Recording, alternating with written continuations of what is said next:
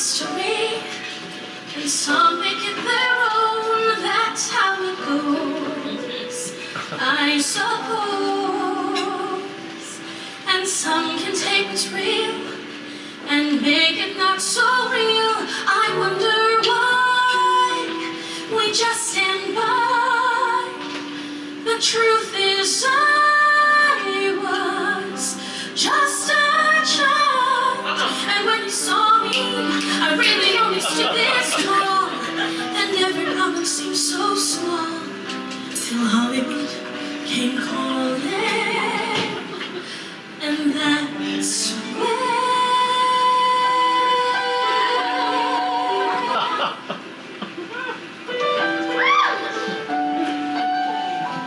Everybody, thanks so much for following us. If you are listening to us on YouTube, please like, subscribe, and hit the bell. Definitely share this. We do amazing interviews with amazing people all around the country. Politics, sports, lifestyle issues, as well as something that we've been doing a lot is interviewing people that have worked at the parks in general, since we are in Orlando. Well, I'm in Orlando, I should say. But I thank you guys for listening, whether it's on YouTube, the radio, or also on Facebook or Instagram. I appreciate that.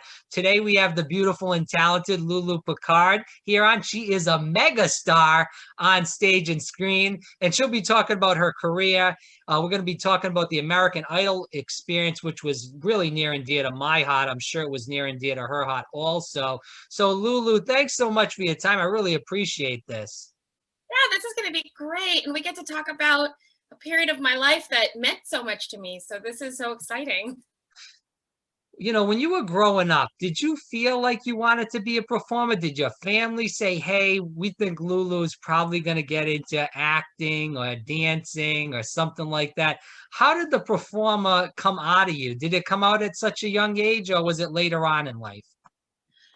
It was, I think it was there. I think people who knew me as a child probably aren't surprised it's what I do, but it's not what I set out to do. Mhm. I originally majored in political science, and then I got a master's degree in business. So Oh, there's a lot wow. of school I went to around it.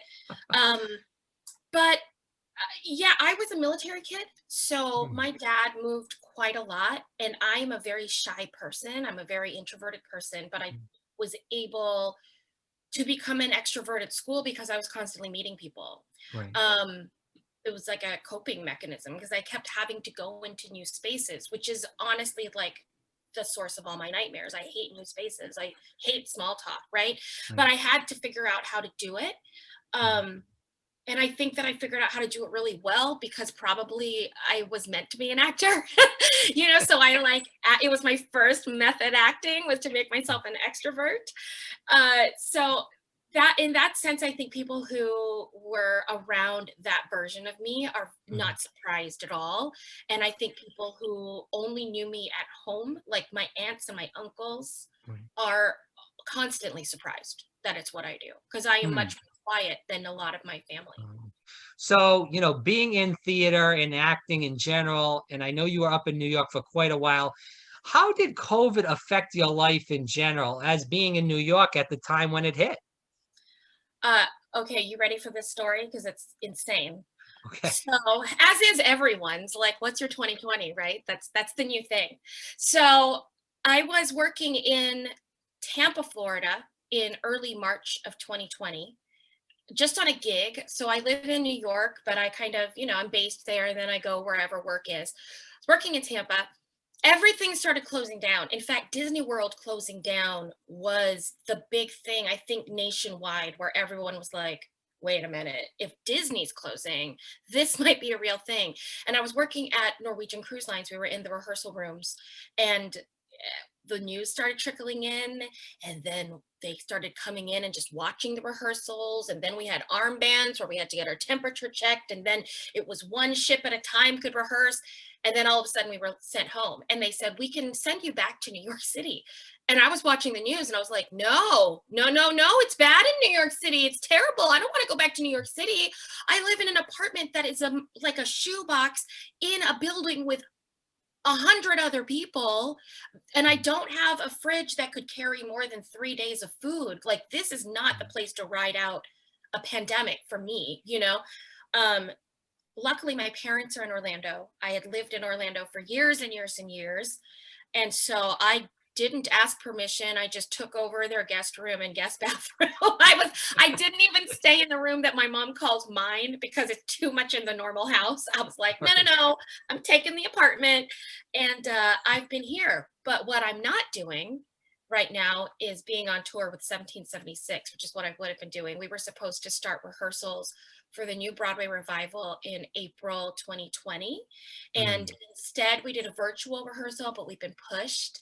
So for the whole pandemic, I have been on the cusp of opening a Broadway show and waiting for the line, waiting for like the news of when it starts. And so it was this kind of holding pattern, and then oh, this too long to hold. I need to motivate through it. And then what am I doing with my life? Like, all the actors have gone through existential crises over the past year and a half. So if you know one, hug one, because we're all like slightly different people than we were 18 months ago. So get to know us all again. Well, that's incredible. So how was that as far as being on Zoom, I assume, and reading lines and going through this whole show, not knowing when it's going to start? How was all that? Because it must have been incredibly hot. Well, it was April 2020. So we were still thinking it could happen. We were still thinking there was a 60-day out restart button somewhere. We had no idea, right?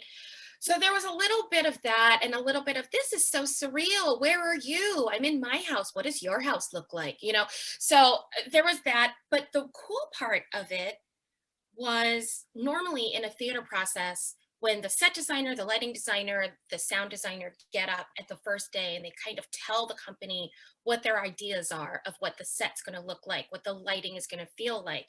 And sometimes they have these pretty complex dioramas that you can look around and walk around. But because this is on Zoom, they made these PowerPoint presentations and they were amazing. I mean, they really like got up in there, and the designers were able to show us exactly what they were talking about. So they were able to say, this brocade fabric is really important because it was based on a pattern in 1772, and you were able to like zoom in and look at it. So I think there were other departments that I got a much more intimate look at what they do and what the craftsmanship is. And that's really cool. It's something that I've seen in the pandemic a lot, actually. Like fashion designers, artists, they've really used the pandemic to create visual content to explain what they do and to have it come from their perspective. And that's been really exciting to see. You can correct me if I'm wrong on this, Lulu, but I believe that someone told me, whether it was during American Idol experience or someone just told me off the record, that you were involved in Frozen in some way. Can you speak about that and about what you did in the film in general? Yeah, I was really fortunate to open Finding Nemo the musical. Right. It goes back, right? And Nemo was written by Bobby and Kristen Lopez, who wrote Frozen, the music to Frozen, and the music to Nemo the musical, of course. And so 7 years after we opened Nemo, I was on the, what do you call it, the monorail from like Grand Floridian to Magic Kingdom. And I remember seeing a text message come across my Facebook Messenger, and it was Kristen Anderson Lopez, and she was like, hey, are you available on Tuesday? That's all it said. And I was like, hi, do you remember me? I haven't talked to you in 7 years. What's going on? This is cool.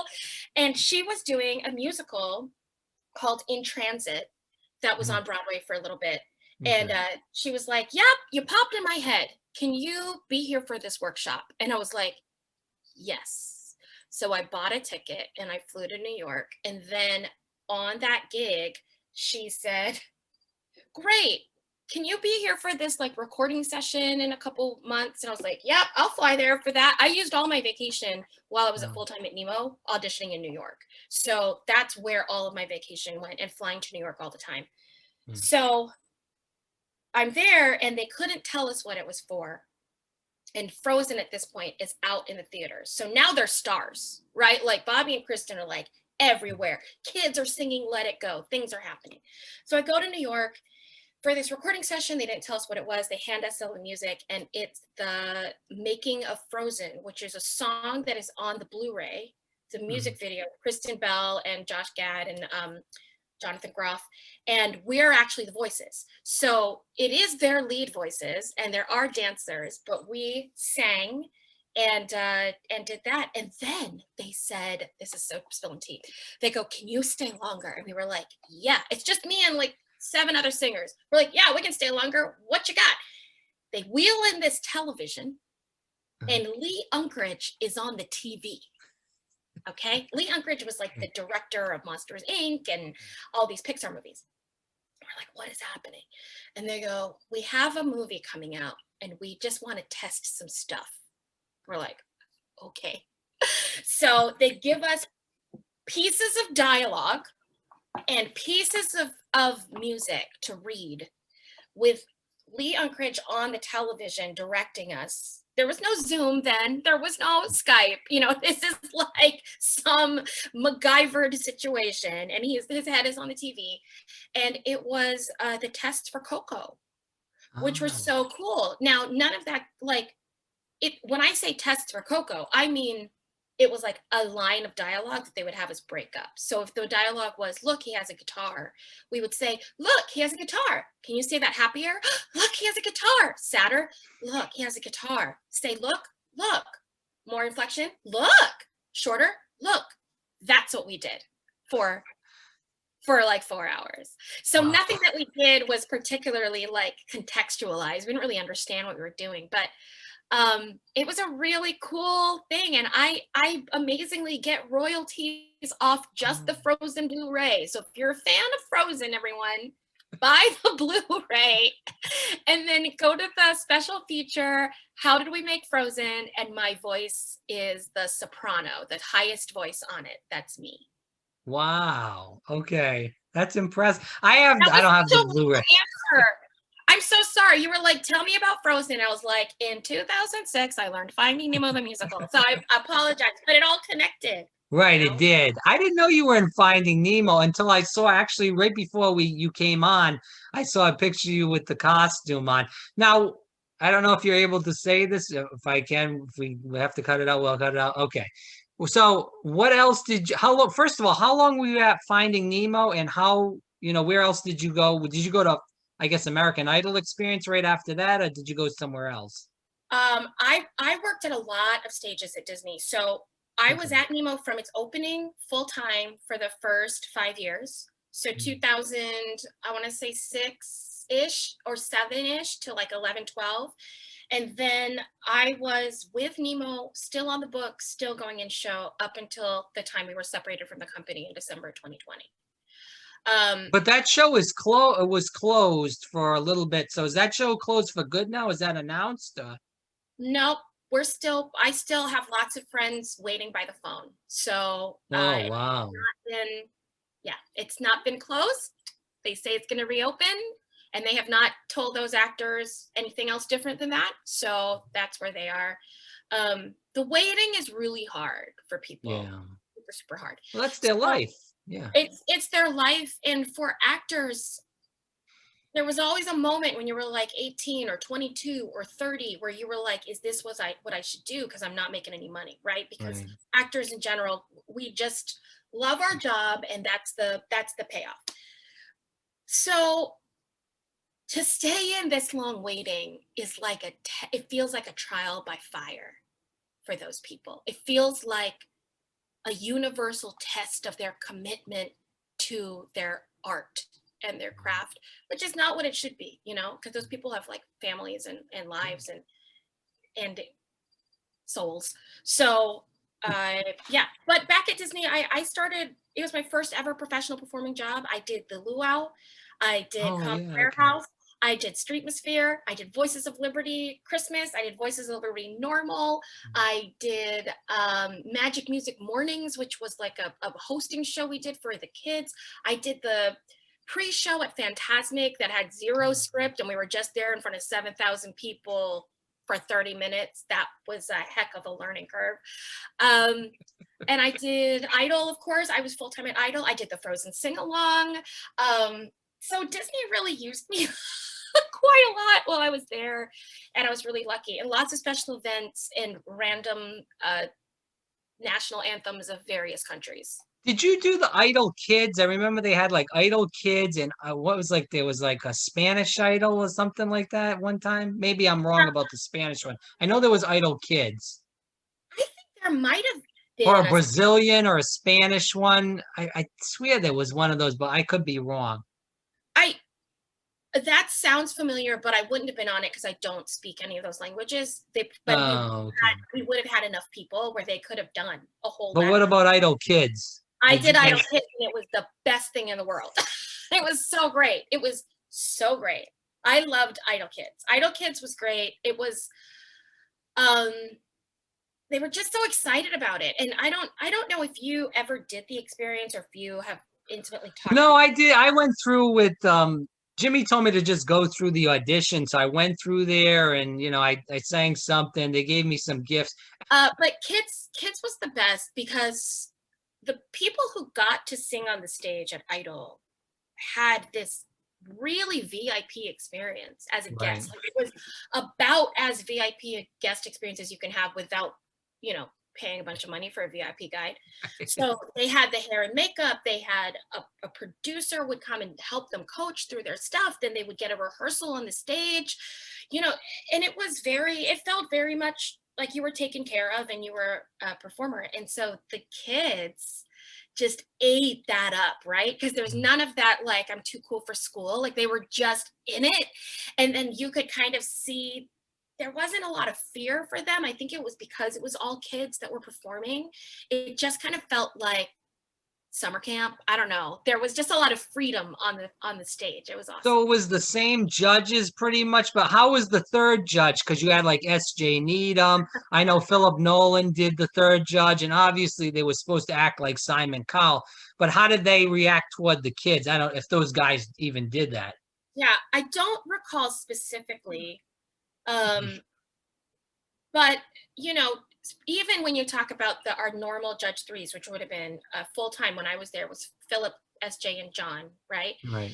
And all three of them have done Streetmosphere full-time, Citizens of Hollywood full-time, lots of children interaction, Star Wars. Philip and SJ both do Star Wars every year. So even though they're in that 3 spot full-time, they have lots of experience with kids. They have lots of experience with family shows. So it's that line that we were just talking about. They're still riding that line, but they know exactly where it's got to go. However, if Judge 2 did their job, right? Because you have like 1 and 2 and 3. If Judge 2 loved on that person in a way that they felt was genuine, that they felt looked at them and said specifically, you are cool, you are awesome, look at all the good things you did, then the Judge 3 can say whatever they want, right? Like, if Judge 2 and Judge 1 do what they're supposed to do, then the more ridiculous Judge 3 is and the more funny that burn is, the better it is. But you were 2, right? It was Lisa, you, and Angela. Is that correct for 2, or were you 1? I was a 1 and a 2. Okay. Yeah. Who was 1? Jimmy B was 1, and then I don't know who else. Jimmy really. B, Patty. Oh yeah, Patty D. Yeah. We were the 3 full-time ones, and then the 3 Okay. full-time 2s were Angela, Carol, and Carol, right, and Lisa. Angela, Carol, and Lisa. But then I crossed both, so I would just swing. And I loved being a 2. I was like, guys, 2 is where it's at. 1 has to work more and speak first, has less time to think, right? Like, 1's got to go.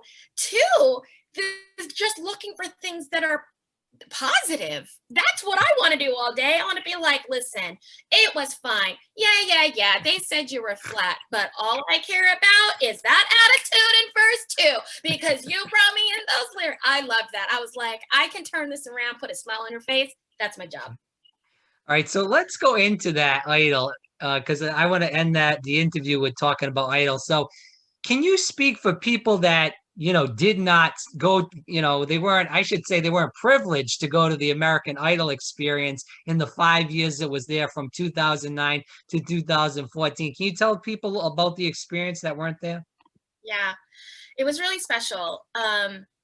First of all, it was official. So at the end of the day, we were sending someone to American Idol, which was Right. incredible. And my first year that I was full time as a judge, I believe 7 out of 10 of the American Idol finalists that year came from our attraction. Mhm. So we knew that people were coming for a real reason, that they had these dreams and they had these goals. And that was a big responsibility for us. We also had to adhere to game show rules. They were very specific about the rules, so we had to be really careful. Um, but it was a really perfect job for me. Like I loved it so much. We spent way too much time in the morning every day trying to make ourselves look pretty. That was insane. Like I, Who was worse, the men or the woman? I would think the men were worse. you know what? The problem is that we had an hour call time, which is great. But if you really think about the shows, most of the time of the show was spent with guests performing.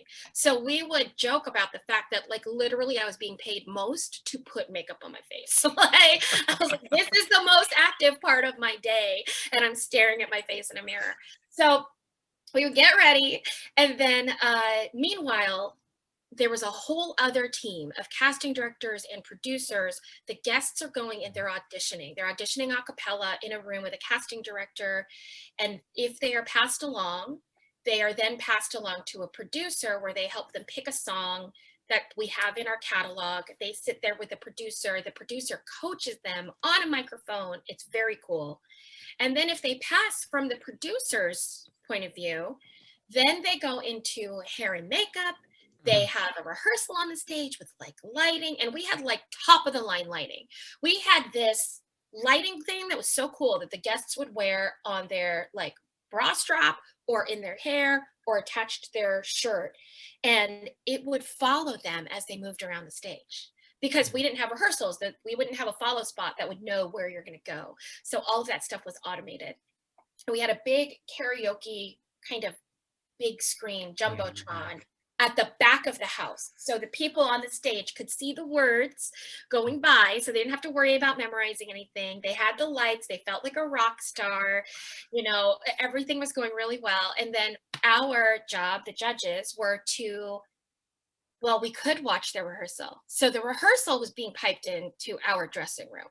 Mhm. So once in a while, we would watch it. There were some judges who liked to do that because they kind of wanted to see the comparison between, no people, rehearsal, and then the final product. Other people, like myself, I kind of just wanted to see what the final was going to be, and I wanted Mhm. to let them have that on their own. But that was judges' option.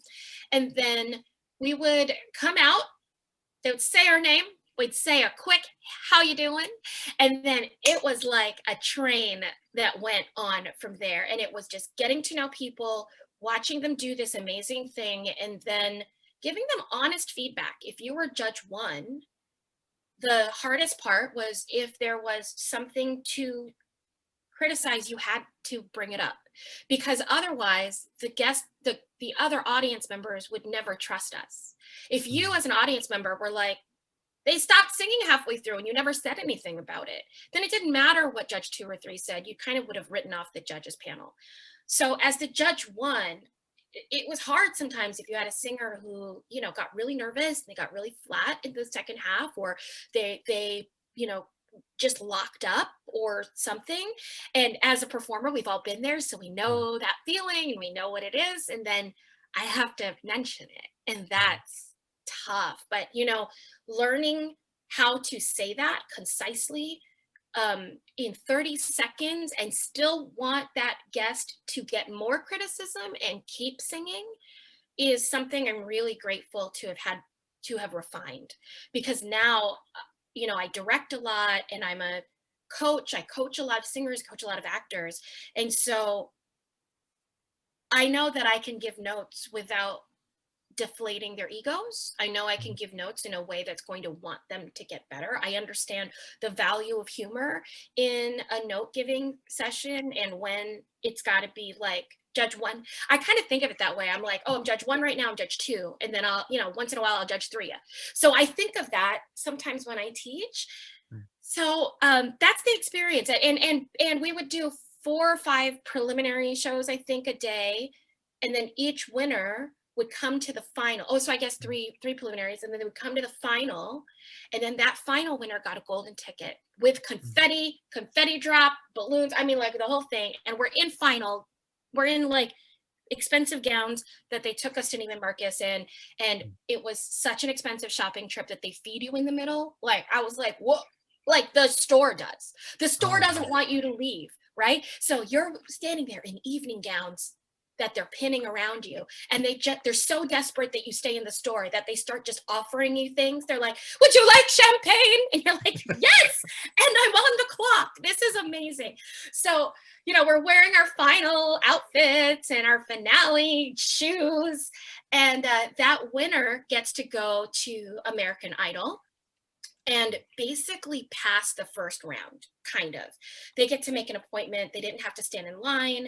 So for a lot of people, this is what they did every year. They would come and get the ticket in order to go, have that appointment at American Idol. And that's what we did. You brought up a lot of things. First of all, about being at Neiman Marcus, I was told that one of the men had the most expensive clothes out of the bunch. Jimmy P. Yeah, right, correct. Yeah, he had a Versace jacket. We were like, how did you get a Versace jacket? And who was it? Carol Saragosa had Manolo Blahnik shoes. I was so jealous. I was like, what? Why? Because I wasn't, we were dressed. We were styled. And so they decided that Carol would have like these stilty shoes and these very colorful dresses. They decided that Angela would be in like prints and large drapey things. Yeah. And they decided that I was like kind of sporty, low maintenance. And it's mostly because I didn't really know how to do hair. But really, it was like, let's just make her sporty.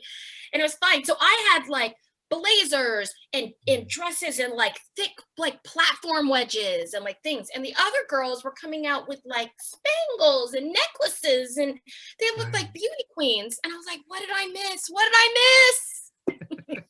Yeah, I was told that Jimmy had that real expensive stuff. By Lisa. Lisa said that. Well, wow, I didn't know it was Versace. Wow, that's pretty high. Oh yeah, it looked really good though. It did look really good. Yeah, he did. He always looks flashy in there. But you know what?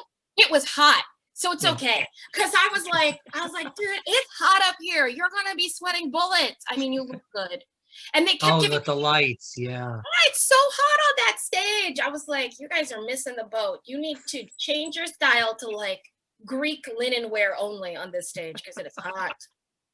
Were you ever up there? I remember watching Idol a couple of times where there was women up there mostly, there was a couple of guys too. I actually saw up there that they would give them the American Idol T-shirt because they were wearing either a T-shirt that wasn't kid friendly, or the woman was showing a little too much body parts. We'll just say, to say the least. Was that true? Is that correct, or was that? It's true.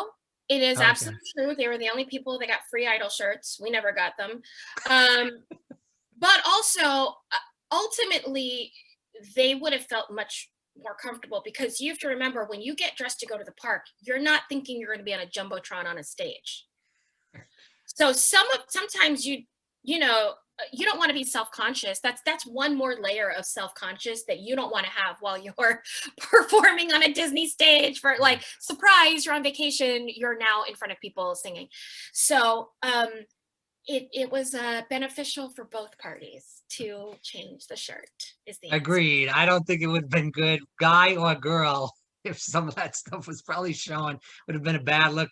We talk about the writing to Disney. I think there would have been a lot of writing, whether woman or man, about that stuff. Yeah. But I do want to get into this too. And then I want to get into, actually, first, let's get into this. So, talking to Lisa, she said that Idol came out of the audition. I'm sure you did the same audition, of course. When she saw that, she said, it looks like a cool show. I want to do it. Is that the same output that kind of came out of you? Is that, hey, American Idol experience? We heard about the TV show. Obviously, it was a huge show for so many years. Maybe I should try out for this. Or did somebody come up and say, hey, Lulu, we want you for this show? How did all that happen? I was full-time at Nemo while it was opening. Mm. And I don't think I auditioned for the first, I might have, but I don't remember. I auditioned about 4 times for Idol before I got it. Wow. Yeah. Wow. I kept coming in and it just wasn't happening. And then all of a sudden, they had an emergency opening.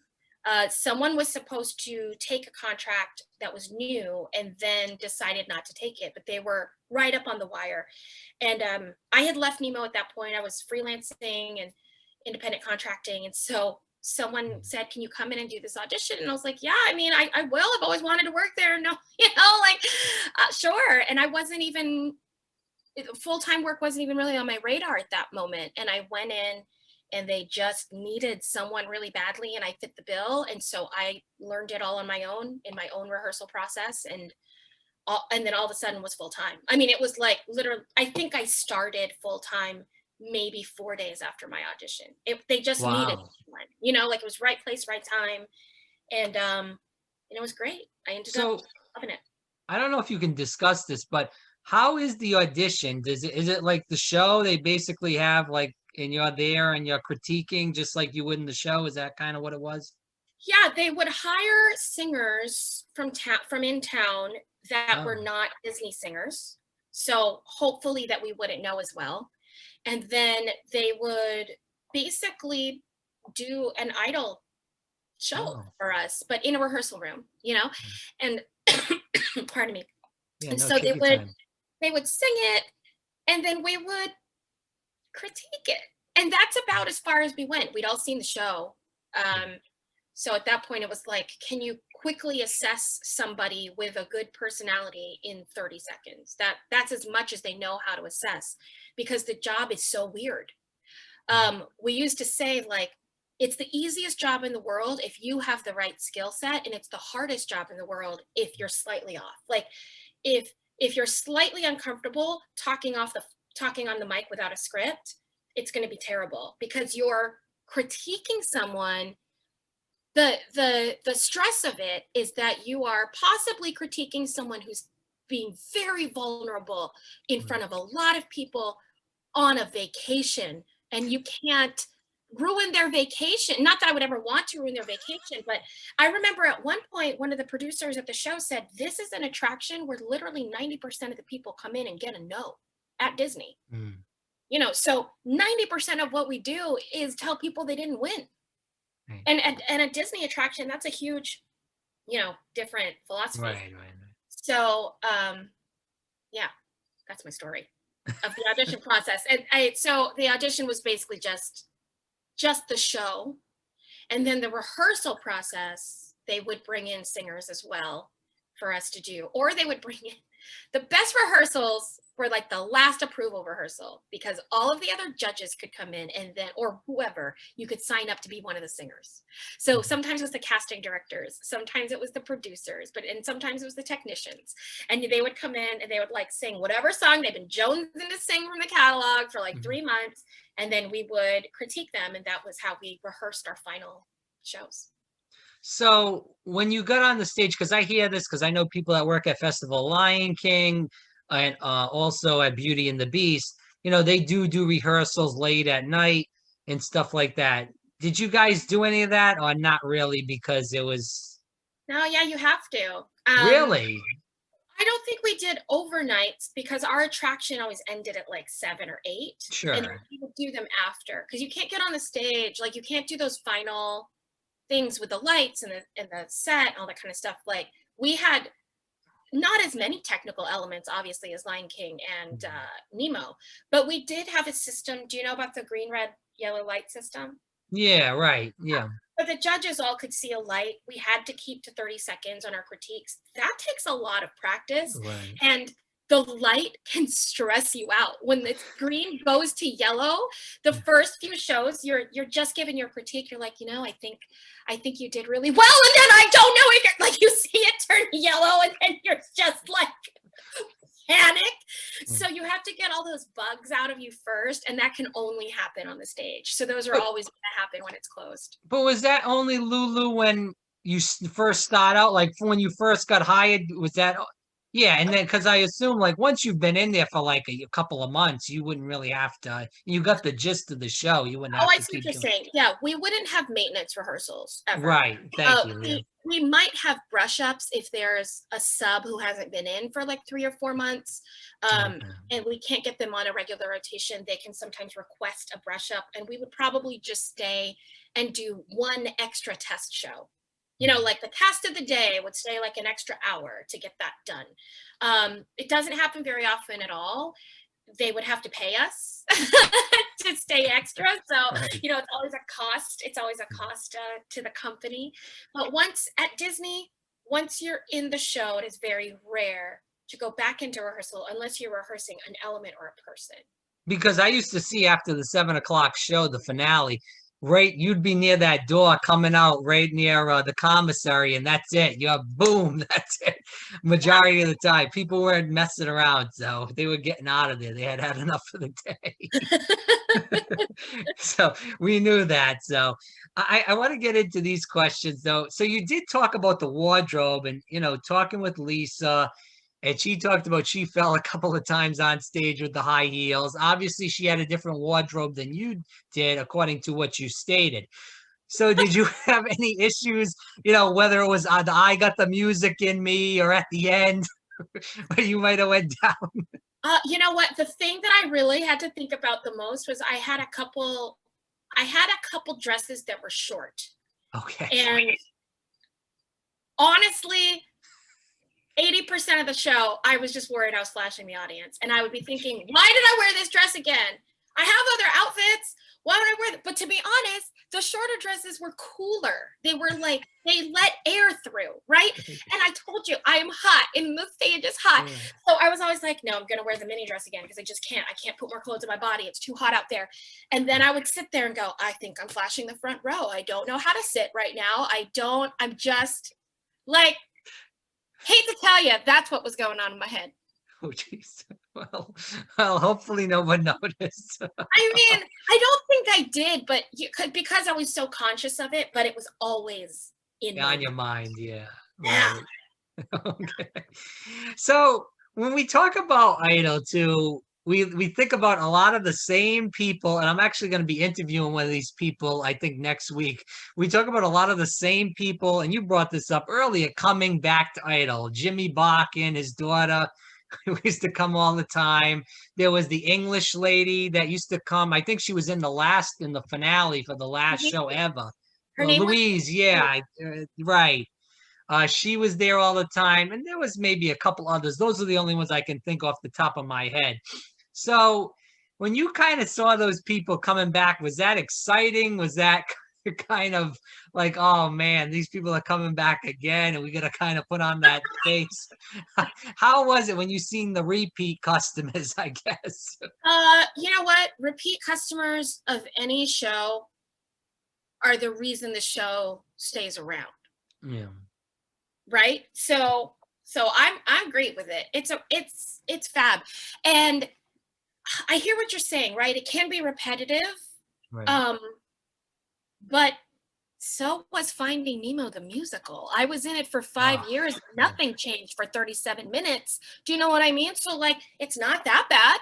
You're still getting someone there, and our job was probably the easiest to deal with that. Maybe as an audience member, if you're a return audience member and you keep seeing the same people, or possibly even our technicians, even though they would never have expressed that. But for us, I'm trying to find something new to pull out, right? Right. Because if Louise, who was this wonderful, English Yeah. contestant that we have over and over again, and her son actually was in the Kids Week too, so we got to know them pretty well. But if Louise came and she sang, whatever she sang, I don't remember, What a Wonderful World, and if I told her the same critiques on Monday that I did last year, she wouldn't come back. that would be generic for her. It wouldn't feel personal. It wouldn't feel like she's doing anything. And I think that there were some people, if you won, you couldn't come back within a certain amount of time, but if you didn't win, you could. And we did have some people that would deliberately not win because they were getting free coaching. We had a lot of people who wanted to do it for a living, didn't really care about Idol specifically, but they realized that they were getting actual vocal and performance coaching from people on that stage, and they came back to get that. Were these more the younger people, I assume, than the older people, correct? Yeah, mostly that. And for that type of person, it would have been like mid-20s, people with lots of time. Well, no, because the thing I used to think about when I was in Idol, you'd have a girl up there that was 14, and then they'd have somebody, I'm thinking of the finale when there's 5 people, and then the 5th person's like an older woman or an older guy. And you're thinking to yourself, that person can't be on Idol because of the age restriction. So Right. I'm going to vote for the girl, even if she doesn't make it on the show. At least she gets a good time and she feels good about herself, and it's a good experience for her. Or even if it was a young guy too. So that's the way I thought of it. And even if that person didn't win, I felt like at least, I'm not trying to pump myself up, but I'm trying to tell the truth. The way it was, it's better off that you pick a younger person than somebody that's old that, maybe they have a fabulous voice, but, they can't do the show. Yeah, what you're referring to is that the fact that the finale ticket could only Right. be used with someone who could qualify for the actual American Correct. Idol show on TV, which did have age limits, but our experience did not Right. have Correct. age Yeah. limits. But the ticket was transferable, so we Yeah. did have like choir teachers come and win it and then like give it to a senior, Wow. Okay. yeah, it was a fully transferable golden ticket. Right. But they did have the people too. You have these people from overseas that would come, and some of them were really good. And if they won it, there was no way, unless they had family in America, there was no way they were going to do anything with that ticket. I'm just going to tell you that. Yeah. So Clearly we gave 365 tickets out a year. Yeah. I doubt that all of them were used for sure, but Right. but the ones that were used. You know what I mean? Like, you can't. Yeah, they Yeah, were. like you said, there was some real good people that got on the show and they made it far. And I remember, you'd hear Greg or Chris Kim say that before the show that, this person from this season got this far, or there was 5 in the top 10 or 10 in this. Yeah. Yeah. So all these songs are getting played: Alone, Bubbly, Listen, This Is Me, Black Horse on a Cherry Tree, Walking in How about that one? Independence Day, and Imagine, which was the Christian song that got played constantly. So with all these songs getting played dozens of times, either whether it's daily, weekly, for that matter, what was the worst song that you consistently heard, and what was your favorite song that you consistently heard? Okay, that's a good question. I think the one that I disliked the most was Use Somebody. Oh, Use Somebody, yes. The Yes. reason that I disliked it the most was it annoyed me. Do you play piano? I don't.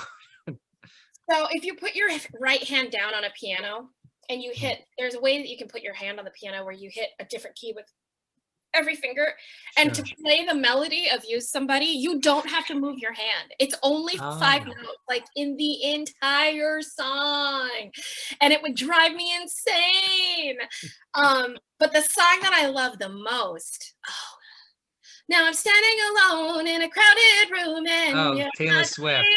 And there's this breakdown in the middle of it, and it's like now I'm getting alone in a crowded and SJ and I used to love that breakdown. So whenever anybody would sing that song, we'd be like, yes, yes, yes, yes. And that section, like, we would hardly even pay attention. We'd be like, now I'm done it. Now I'm done it. I mean, it was like such great memories. Is that song? But that song was, I feel like, and you up there way more, like I said, than me. You went to the show dozens of times than I was there. that song wasn't really that much of a winner, though. That was more of a young girl that was singing that song. I would think she would be at like 1 or 2, as far as the Was a winner contestant. for me. Okay, the song was a winner in my heart. We didn't give that song to a lot of people because it was Right. hard. It was a hard song to sing. It was the I mean,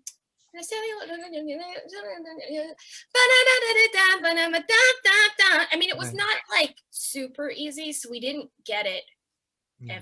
we didn't get it as often as I would have wanted. Let's say But that. there was a lot of like the top songs was if you were in the 5 slot in the finale, it was Listen, Oh yeah, Independence Day. sure. I mean, those were the Independence big Day ones. with a big American flag behind you. And I was like, that's not what the song's about. Is anybody listening Right. to this song? It's about domestic abuse. Right. This is not okay, cool. So like Independence Day, I Can Only Imagine, always gonna win. Right. Gonna be a winner. And Go the Distance. Yes, Hercules, right. That's a big one. And yep, that was a big one. And then sometimes a young girl on that Jackson 5 song. Okay. Because at the beginning, when I first got to Idol, that was the thing was, they say, oh, all these people did all these big things. And you're thinking, is this real truthful stuff or is this bullshit? Did somebody make it up? And then, like I said, when you learn the people's last name, you look it up, then it's legit. It's true. Yeah, it's really funny because we were told in the rehearsal process, you have to drop a credit. Like it's going to feel very unnatural, but every single show you must drop one credit because these people don't know who you are. Right. Like they're just and people might think that they are inflated or fake or whatever, but they do legitimize you. I mean, they just have to find out that one of you is real to know that the rest of you are real, So yeah, it was really great. Like we've had a lot of people. Trevor, who was one of our sub judge ones, I don't know if you ever saw him, Trevor Dion Nicholas. He's now in Hamilton. Black guy? Yeah, he's in Hamilton. Yeah, okay. Yeah, I remember him. Very slight. I remember him, but I remember. There's a lot of people out there. We're all around and working and Rainey was the first judge I saw. It was Rainey, Carol, and I knew Carol because her son went to Celebration High School, and I taught her son there, and he played football. And I know he's in the military. Well, he was in the military. Yeah. I assume he still is. Yeah. And then Rainey was the third judge. No, it was Rainey was the first, Carol, and then SJ was the third. I'm sorry. And that was the first show I ever saw. And that was back in 2010. And I said, this show is really cool. I didn't watch American Idol, period. I thought the show was kind of silly. I was more of a Voice guy when that came out. And I don't watch any of that stuff now, but I liked American Idol experience because, like you said, it was a different show every time. There was different judges mostly. There was different people, regardless even if there wasn't different judges. And it was, then you had the host and stuff. And then when you know the people and you come religiously, you become to be fans of, Lulu Picard's going to be on there. Jim Braswell's going to be there. S.J. Needham, Carol Saragusa. So you start to learn all these people's names. Greg Hudson, Chris Kim and stuff. And Cameron's doing the warm-up and Mark Daniels. So you start to learn. Sorry, I feel like I'm a... No, it's amazing because...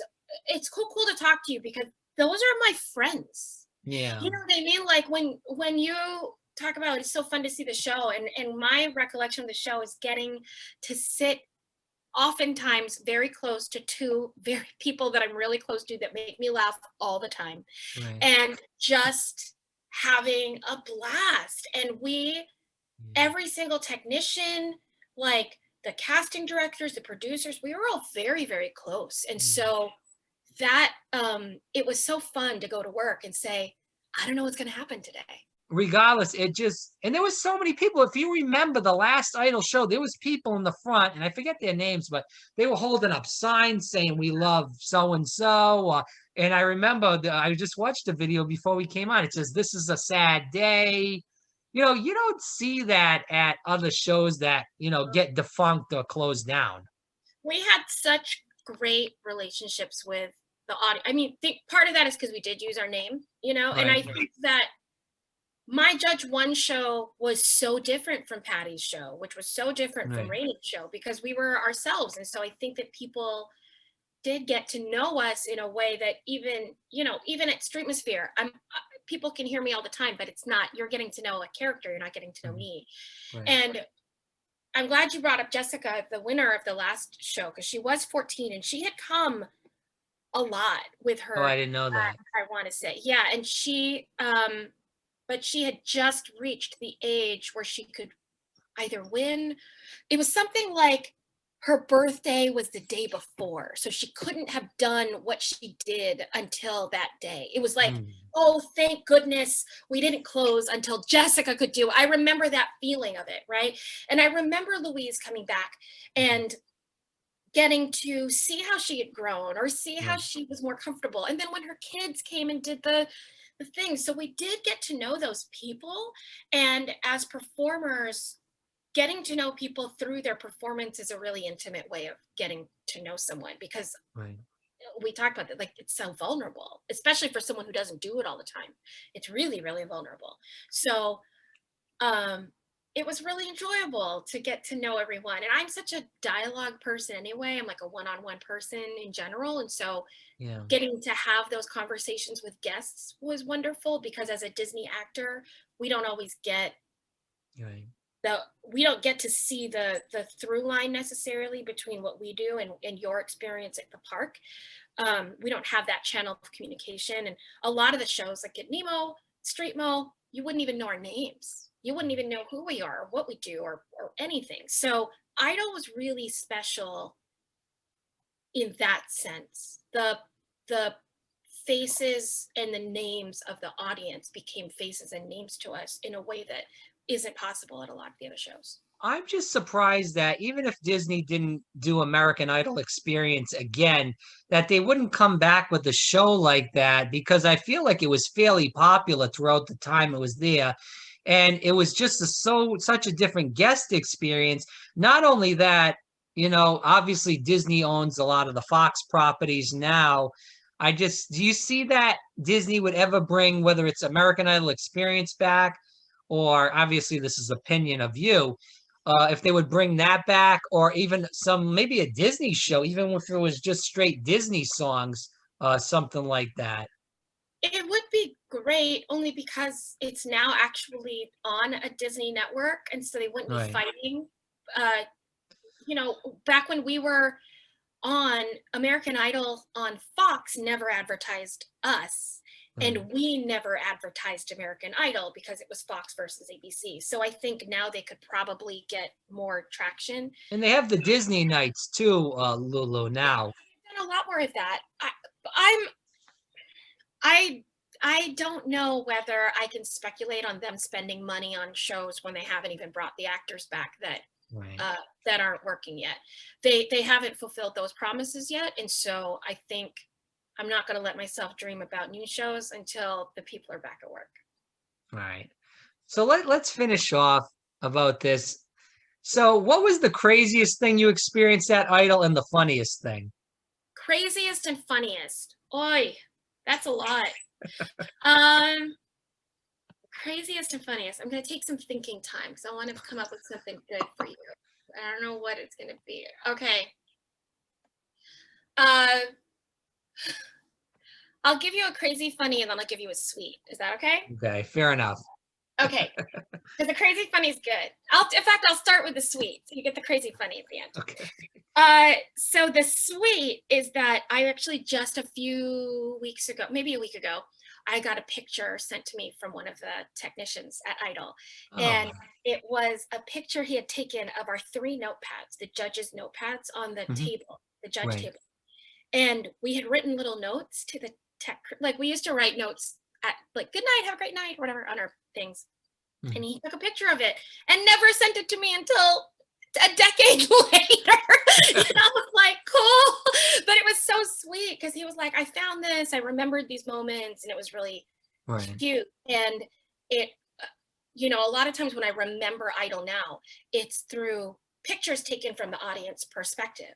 And I have a great picture of me with Jessica Jarvis, actually, I think that she had posted at one point. And those are the memories that I have because they're the pictures I see. So seeing a backstage picture was really cool because I didn't take those. We didn't have those, we didn't do that back then. We didn't have Instagram. We didn't take pictures of everything, you know. I would have documented so much more.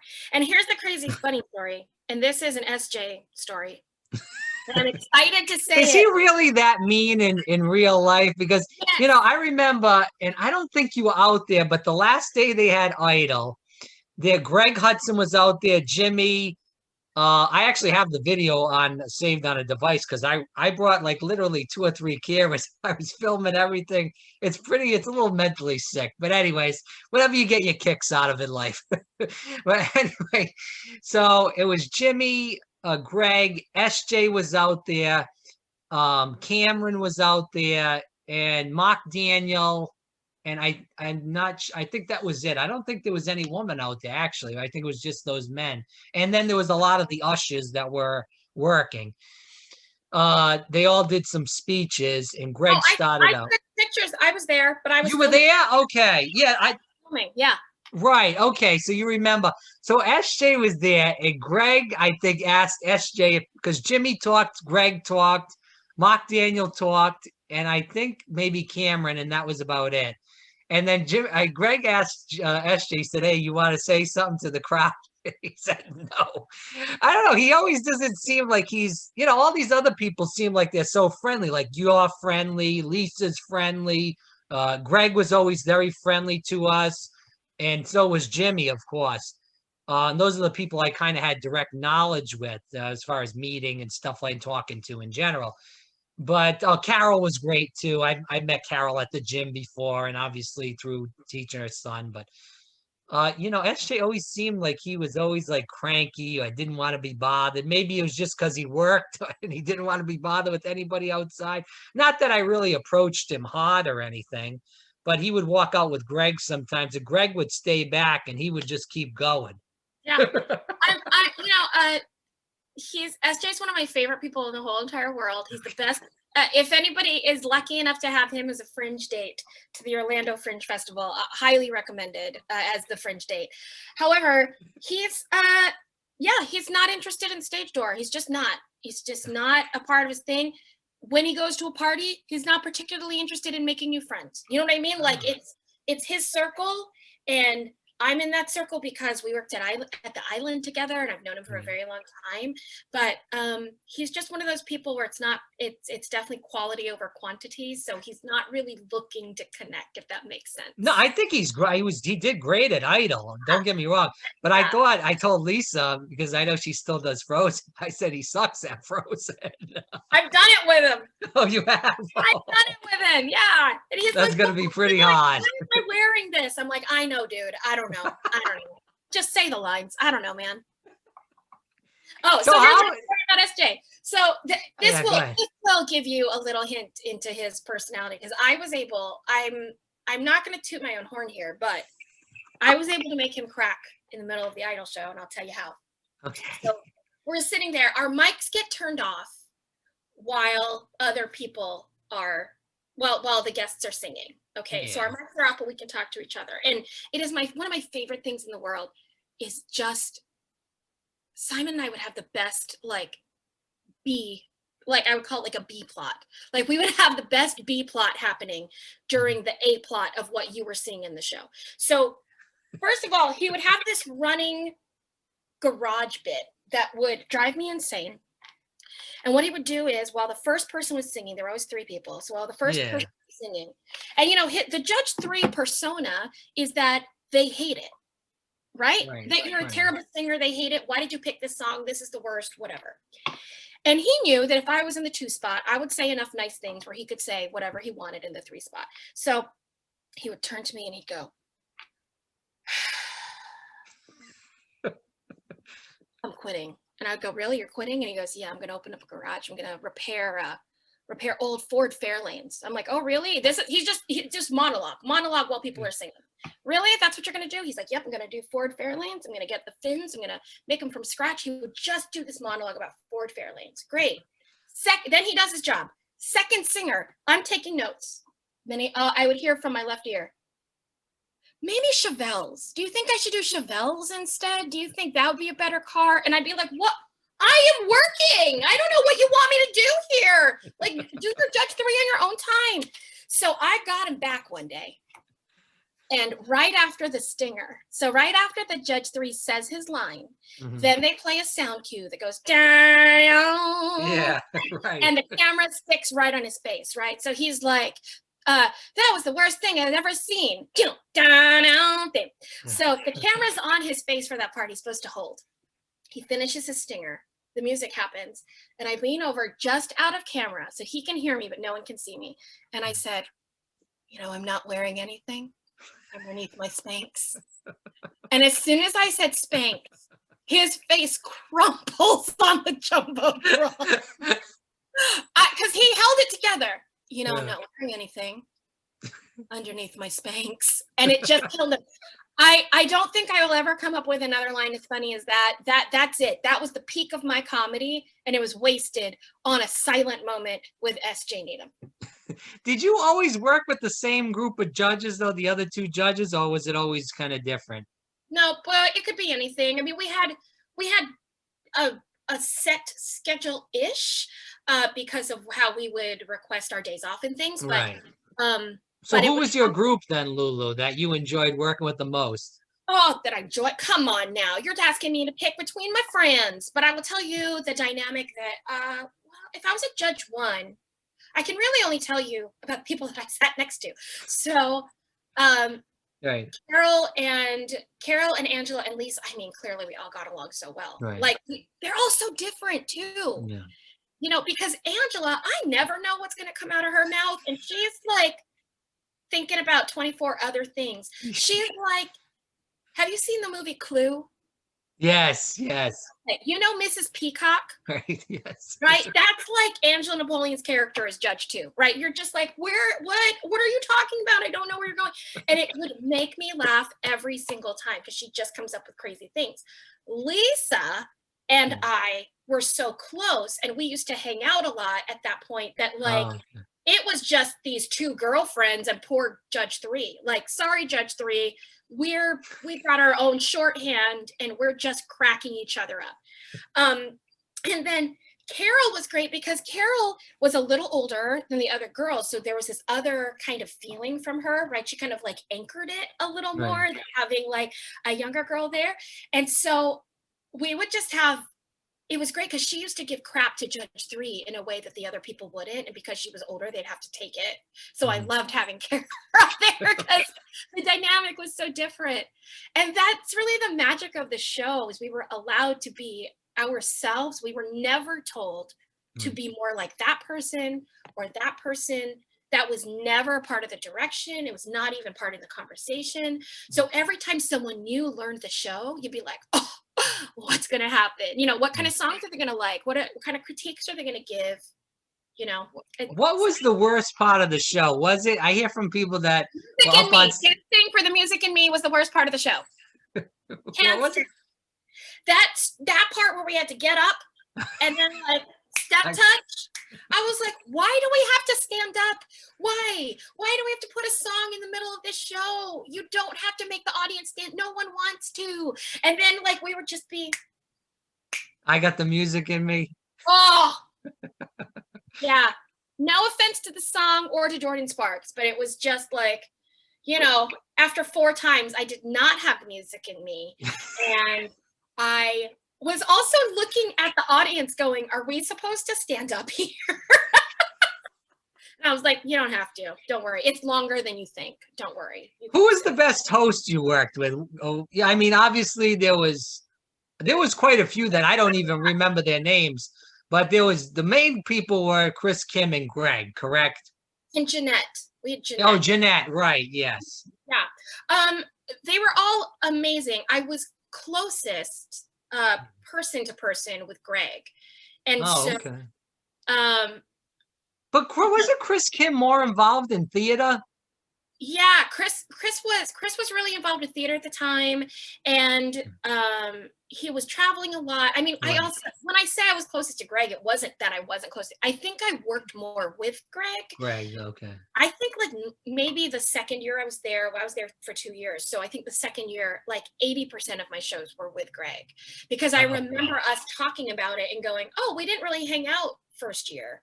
Why are we hanging out more this year? And we both realized, if any of you follow Greg Hamilton on his Instagram and stuff, he's really into food. And Right.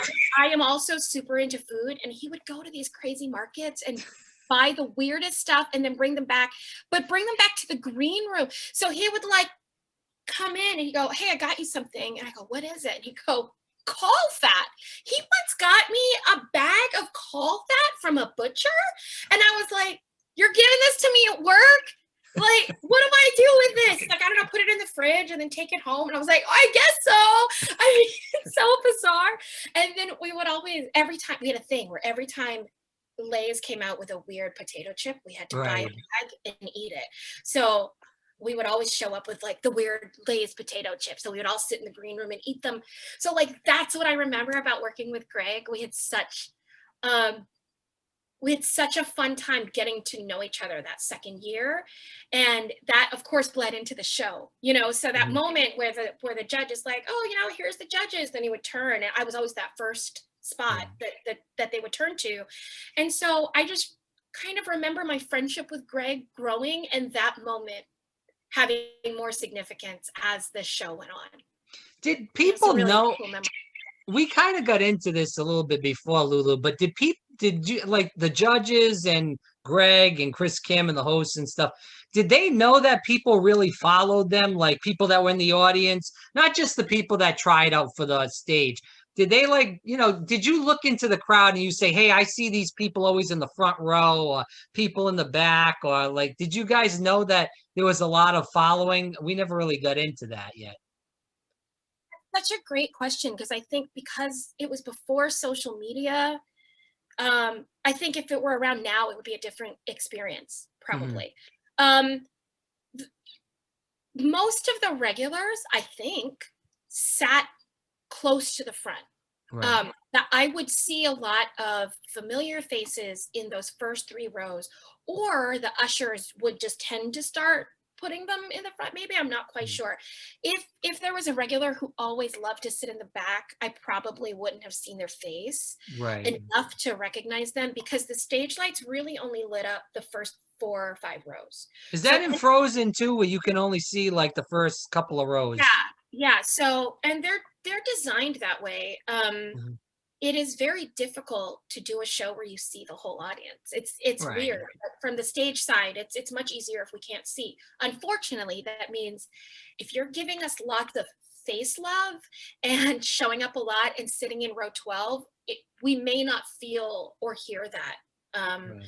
where we are. So applause means a lot. Laughter means a lot. I know that sounds crazy, but if we're doing our job right and opening the audience up correctly to give us back the validation, then all of that kind of stuff. But with the regulars, if they were in the front row, yes. If they were repeat guests, of course. And then there were some people who did make themselves known. So like the Harrell, there was a mother and daughter, their last names were Harrell. They were so sweet. Yes, I remember. Were they Indian or something? Yeah, really, really. Yes, I remember them. Yes. And we watched the little girl grow up, because she was Right. in, like, her late teens. So the Right. growth spurts were pretty big in between times that we would see her. Right. And she just got married too. Hello. Oh. And they would come and they would sometimes sit in the back, or sometimes they would not always sit in the front, but they would often send me a cupcake. And it was awesome, especially during Star Wars weekend, because I was a little obsessed with the Darth Vader cupcake, and I think I passive aggressively said it on stage like 12 times until someone brought me one, and it was them, and they brought me the cupcake, and it was delicious and awesome. And once in a while we would get notes, and that's great. So I would like to say, if anybody out there is a fan of anyone and they're like, I don't know, should I reach out? Should I not reach out? Most of us are actually shyer than you think, and we love to be reached out to. We love knowing that you're there, and the effort is great. And sometimes the stage door might feel weird, but it's only because like maybe I was sick that day and I had to leave, or I have somewhere else to be or something. Yeah. But please, yeah, continue to say hi. If there's not a lot that we get as actors that validate what we do for a living. From the outside, it probably looks like it's very validated because you see like red carpet photos and, you know, opening night things. But there's also like 75 auditions we didn't get. And then there's shows where you think, ah, did the audience hate it? I couldn't tell, and I worked really hard. So Right. by all means, if you want to reach out, I can't imagine that people would hate it. All right, I'm going to end with these two questions. Then I want you to talk about your new podcast. Last two questions on Idol. So, do you feel like there was a downfall as far as less people coming towards the end? I know obviously the last couple of weeks it was pretty packed. People knew it was supposed to end, but you know, even going back to 2014 when it closed in August, there was talk that it was supposed to close in January of 2015. Then they moved it back to August. So I'm not sure what happened. I was always told that Idol closed because of the licensing issues with the songs, because the licensing with American Idol of how much they had to pay them to put that in the park. And that's why it got too expensive. Then the show was about to go off the air and it wasn't as popular in general. Obviously, now the show is back on the air. Did you, first things first, I guess we'll talk about, did you see a downfall of the American Idol experience toward the end, or is that just a lot of phooey? And also, can you talk about, you know, did you hear any of those rumors also of that, if that's the reasons why that closed because of the licensing and the cost of the show in general? A Disney actor's favorite topic of conversation is, when do you think our show is going to close? So, so yeah, I did hear all of the rumors, but there were lots of rumors, and you never really know when you're working with a corporation. You know what I mean? You just never know. Yeah.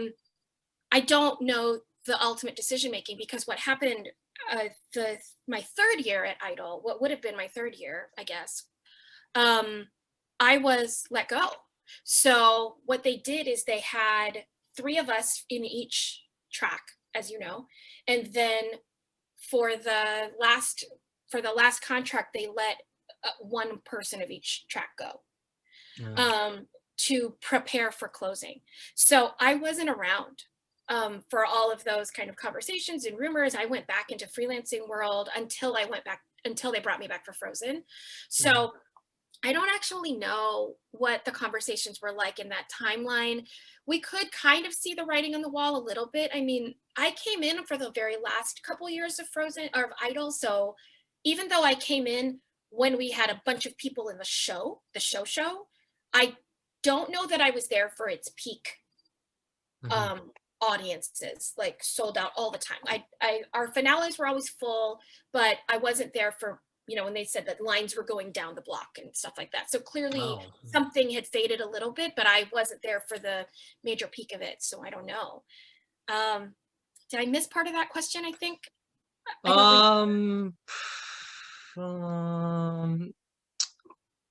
So you saw, I guess, so when was the last show that you did then?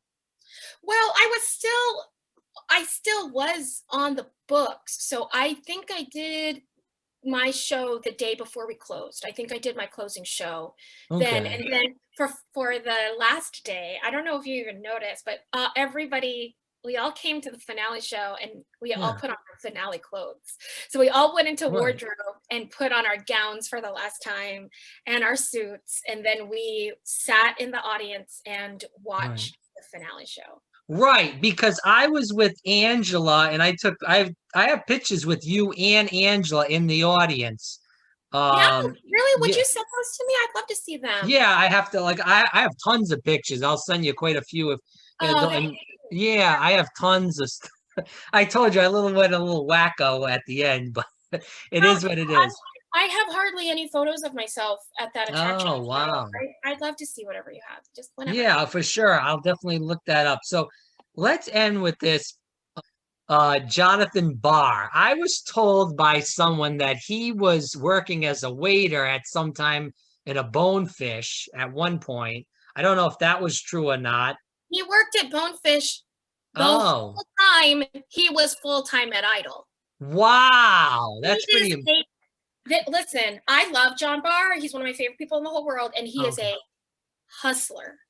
He's Oh, he's so just he's gonna not an asshole then. He's a good guy then. he's a good guy. Yeah, he's a good guy. Okay. I don't know. Somebody just told me that. I was, He that's why you opened, don't always listen to people, but go ahead. he opened Nemo with me. I've known him for a very long time. Oh, wow. He was at Finding Nemo the musical with me, and he's actually the person that was like, I think you need to audition for Idol. And I was like, I don't know. He's the person that was like, this might be your job. And I was like, oh, okay, cool. And now, I don't know if you know what he's doing now. It's amazing. No, I don't. Has now created a gourmet charcuterie business in Orlando called Journey Across the Boards. And it primarily does vegan charcuterie, but it also has normal charcuterie.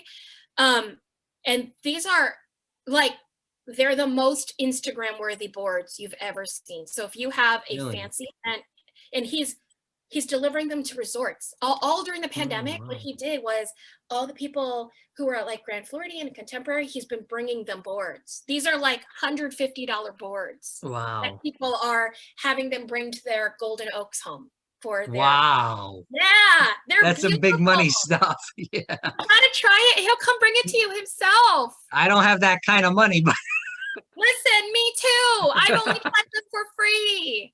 The thing with him is he is not a vegan. oh. His best friends are.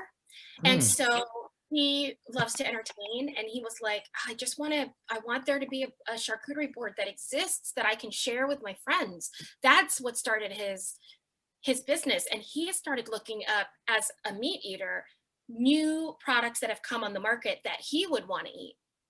So his vegan boards are completely vegan, but they are tailored to people who may not eat vegan food a lot. So he really works hard to find stuff. It's cool. What is the name of the bit? Is there a place to look up the business online, or is there a website? Or? Go to Journey Across the Board. Okay. I got you. I'm recording you say it. So I'll just, Journey Across the Board. Instagram, he's got great, beautiful pictures on Instagram, and he has a website. You can order right there. Yeah, maybe I'll try to get him on here and to talk about that. That'd be great. He'd love to talk about it. Really? Okay, that'd be great. Let's end with this, Lulu, because we've been on it for a while. I appreciate your time and stuff. I do want to talk about the podcast. So, 10 times, I'm going to struggle with this. No, you say it. Go ahead. Let's do it. So the podcast is 10 times dollar a day. And if I said that wrong or botched it, I apologize. And it is a comedy podcast. So can you talk about, first of all, what made you want to get into podcasting in general, and what is the podcast about in general? We should talk about first. Okay, so the title of it is 10K dollar day, but I'll explain it all. No, it's all good. Like, I'll tell you why. We've been around since 2018, and okay. It's a big part of my life. I actually have 2 podcasts, and I'll talk about them both, but it's a comedy podcast about imaginary luxury travel. Lisa Glaze has been one of our guests on it as well. There's actually, so is John Barr, so you'll see a lot of our old friends on there for sure. But basically, my co-host Allison Burns and I, who was an actress that I worked with in New York a lot, we spend a fake $10,000 every single week within 24 hours somewhere in the world. So we write an itinerary out somewhere in the world where you can go on vacation there and spend $10,000. And it's always crazy because $10,000 is a lot of money. So even if you're at a resort where it's $5,000 a day, you have to figure out where to spend the other $10,000. So that's where the comedy comes in. We've adopted llamas, we've thrown parades, we've held Star Trek conventions in ghost towns.